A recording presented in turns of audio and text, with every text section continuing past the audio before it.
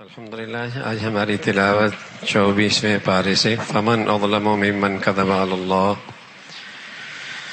زمین پر جتنے انسان ہیں انہیں دو حصوں میں تقسیم کیا گیا۔ ایک وہ ہے جو اللہ پر جھوٹ باندھتے ہیں، اللہ اور اللہ کے رسول کی تکذیب کرتے ہیں، ان کے لیے ٹھکانہ جہنم ہے۔ اور دوسرا وہ طبقہ ہے جو اللہ اور اللہ کے رسول پر ایمان لاتے ہیں، حضرات انبیاء کی اتباع اور پیروی کرتے ہیں، ان کا ٹھکانہ جہنم ہے۔ اللہ ہدایت دے دے، کون گمراہ کر دے، اور اللہ ہی ان کی بدعمالیوں پہ گمراہی کا فیصلہ فرما دے، پھر ان کے لیے ہدایت کا سامان کہاں سے ہے؟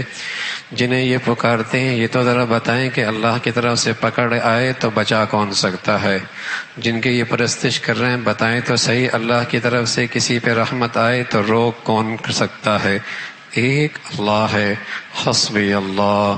توکل کرنے والوں کو اللہ ہی پہ بھروسہ کرنا چاہیے۔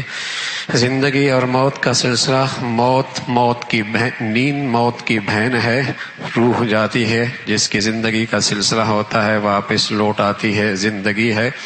فرمایا یہ بھی اللہ کی قدرت کی ایک نشانی ہے۔ اللہ کے نافرمانوں کے سامنے جب اللہ کی وحدانیت کا تذکرہ ہو تو چیں بجبی پیشانی پہ بل آ جاتے ہیں، ناگواری ہوتی ہے، اور جب غیروں کے تذکرے ہوں تو گھنٹوں ان تذکروں میں انہیں لذت اور مزہ آتی ہے۔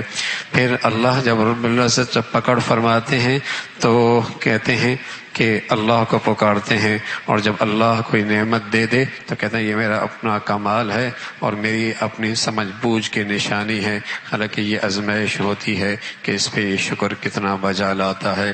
پھر اللہ نے اپنے سارے گناہگار بندوں کے لیے امید کی روشنی بتائی ہے کہ کوئی کتنا ہی خطا کیوں نہ ہو، اور کتنا ہی خطا کار کیوں نہ ہو، اور کتنا ہی اپنی جان پہ ظلم نہ کر بیٹھا ہو، ہے تو میرا بندہ، اور اگر میری طرف رجوع کرے گا تو میں سب معاف کر دوں گا۔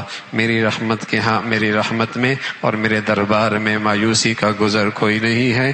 اللہ کی طرف رجوع کرو اس سے پہلے کہ پھر تمہیں یہ رجوع کرنے کی اس مہلت بھی ختم نہ ہو جائے۔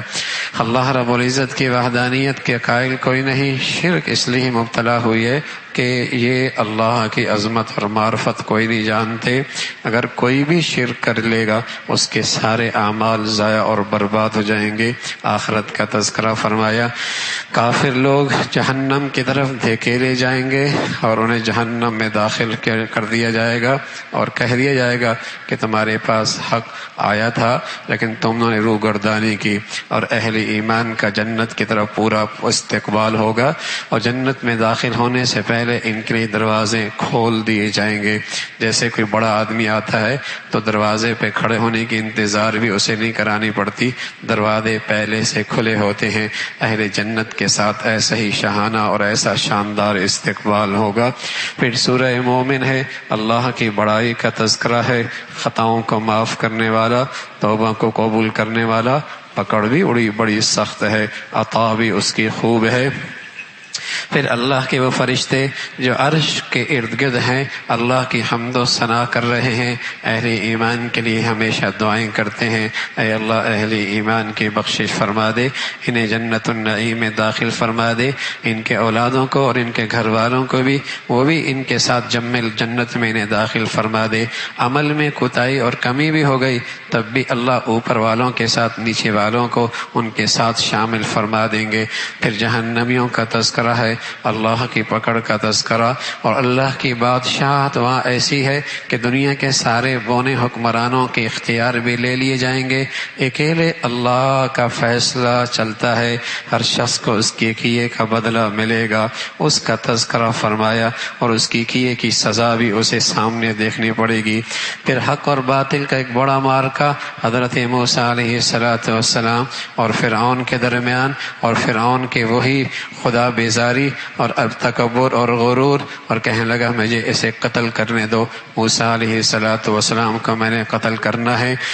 اسی کے قبیلے کا ایک آدمی چپکے سے ایمان لے کے آ گیا جو حضرت موسیٰ علیہ السلام کے دفاع کے لیے کھڑا ہو گیا، جس کی نسبت سے سورت کا نام سورہ مومن ہے۔ وقال رجل من آل فرعون یکتم ایمانا، جو اپنا ایمان چھپایا ہوا تھا، کہتا ہے ایسے شخص کو قتل کرتے ہو جس کا جرم صرف یہ ہے کہ وہ کہتا ہے کہ میرا اللہ میرا رب ہے، وہ اس کا جرم صرف یہ ہے کہ وہ کہتا ہے کہ میرا اللہ میرا رب ہے، یہ جرم ہے اور تم اسے قتل کرتے ہو، بڑی نادانی ہو۔ لیکن اللہ حفاظت فرمائے تکبر بھی بلا ہے۔ عقل پرست ایسا ہوتا ہے کہ سمجھتا ہے میری رائے کے سوا کسی کی رائے صحیح ہو ہی نہیں سکتی۔ ہاں، یہ خود سر لوگ جو ہوتے ہیں یہ سمجھتے ہیں بس ہماری رائے آخری رائے ہے اور ہماری عقل و دانش میں جو آ گیا بس وہی ٹھیک ہے۔ تو فرعون بھی کوئی اسی قسم کے مرض کے اندر مبتلا تھا، کسی کی کوئی نہیں سنتا بلکہ اس اللہ کی شان میں گستاخی کرنے لگا۔ کوئی بلند سیڑھی بنا دو، موسیٰ کا رب کو میں دیکھ لوں وہ کہاں ہے، ایسی گستاخی اور بے ادبی ہے۔ پھر اللہ کی پکڑ تو آیا کرتی ہے، دیر سویر ہوتی ہے۔ فرمایا اللہ کی رحمت ہے، بدی کی سزا ایک ہی ہے اور نیکی کا بدلہ کئی گنا بڑھا کر اللہ عطا فرما دیتے ہیں۔ پھر جہنمیوں کا تذکرہ، پیچھے چلنے والے آگے چلنے والوں کو کوسیں گے کہ آج کوئی ہماری مدد کر لو، جہنم میں ہیں کچھ ہماری، وہ کہیں گے آج اس مصیبت میں ہم سب شریک ہیں، اس کا تذکرہ، اور ایک دوسروں کو کوسیں گے۔ جو ایمان کی زندگی اختیار کرے گا، اللہ کا اس دنیا کے اندر بھی وعدہ ہے، اس پر اللہ کی مدد آیا کرتی ہے۔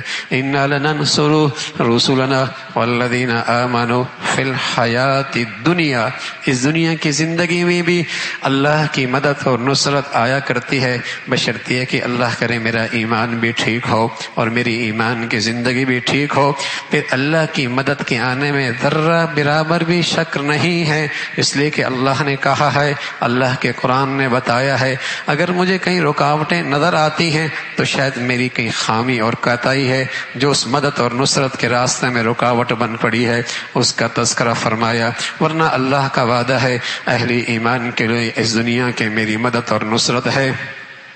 پھر اللہ نے اپنے پیغمبر کو تسلی دی، صبر کیجئے، انتظار کیجئے، اندھا اور بینا ایک جیسا نہیں ہو سکتا۔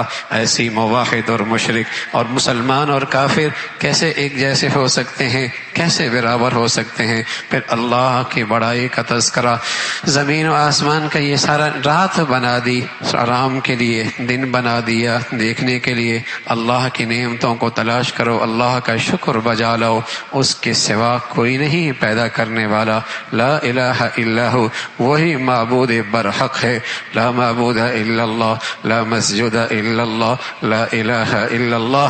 اس کی ذات میں کوئی شریک نہیں، اس کی صفات میں کوئی شریک نہیں۔ آخرت کا تذکرہ، جب اللہ اہل جنت کو، پھر اللہ رب العزت کی تخلیق کا شہکار یہ انسان ہے، کیسے اللہ رب العزت نے اس کی بناوٹ فرمائی ہے، ایک پانی کے قطرے سے، سبحان اللہ، ایسی ٹھوس جسم اور ایسے ٹھوس اعضاء، اور نہ صرف ایک اعضاء، پھر ان اعضاء کے اندر قوت اور صلاحیتیں، آنکھ تو بینائی، کان تو سماعت، زبان تو گویائی، عقل تو اس میں دانش اور سمجھ، کیسی مشینری اس کی جسم کے اندر فٹ کر دی ہے۔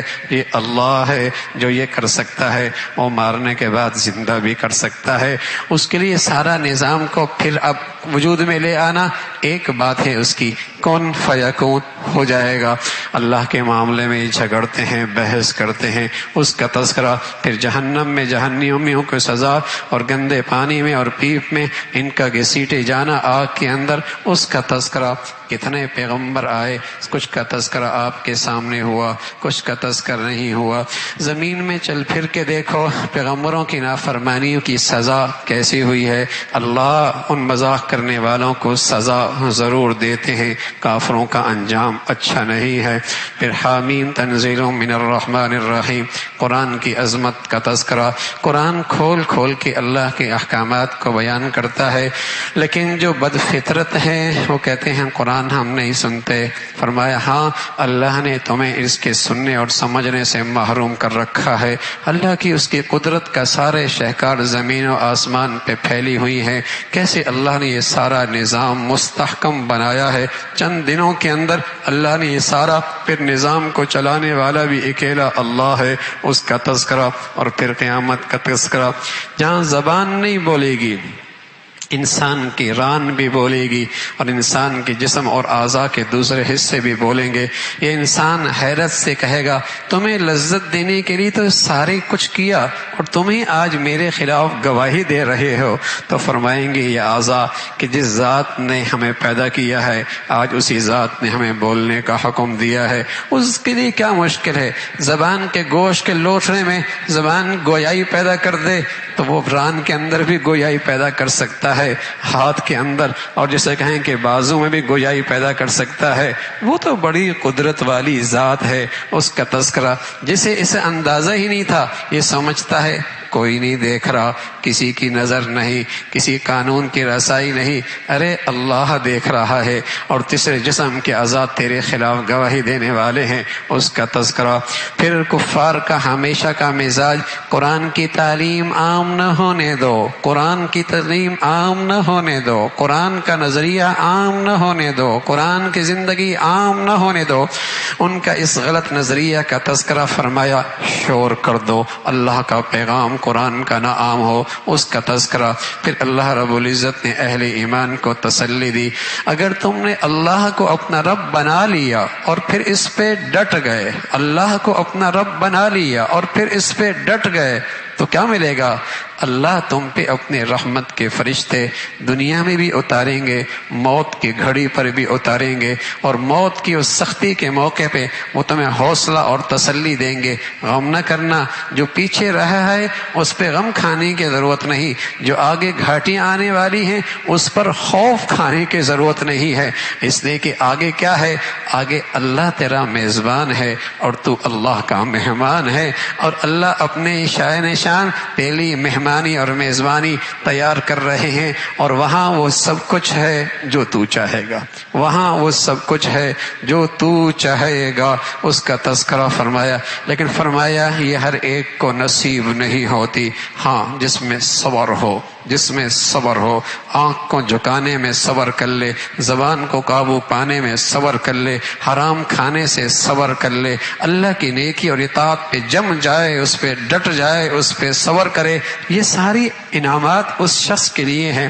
فرمایا اس سے اچھی کس کی بات ہو سکتی ہے جو اللہ کے بندوں کو اللہ سے جوڑ دے، اللہ کے بندوں کو اللہ سے جوڑ دے۔ وہ بول کتنے پیارے ہیں، اللہ کو اتنے پسند ہیں، بلکہ سارے بولوں سے سب سے اچھا بول وہ ہے جس سے اللہ کا بندہ اللہ سے جڑ جائے، اور وہ خوش نصیب ہے جس کو اللہ اس کے لیے قبول فرما لے اور اسے اپنے اسلام پر فخر ہو اور اللہ کی اس نعمت پہ اس کے دل میں شکر ہو، اس کا تذکرہ فرمایا۔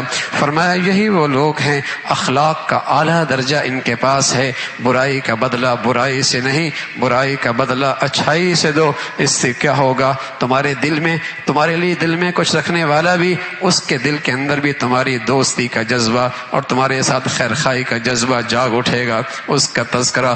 پھر اللہ نے زمین کا تذکرہ فرمایا، دیکھو بھائی زمین بنجر خشک ہوتی ہے، آسمان سے اللہ بارش بھیجتا ہے، اس زمین میں زندگی آتی ہے اور پھر اس میں سبزہ اور بہار لگتی ہے، ایسی اللہ رب العزت بھی انسان کو پھر زندہ کرے گا۔ یہ ساری نقشے ہیں جو یقین دلا رہے ہیں کہ مرنے کے بعد اللہ زندہ کرنے والا ہے۔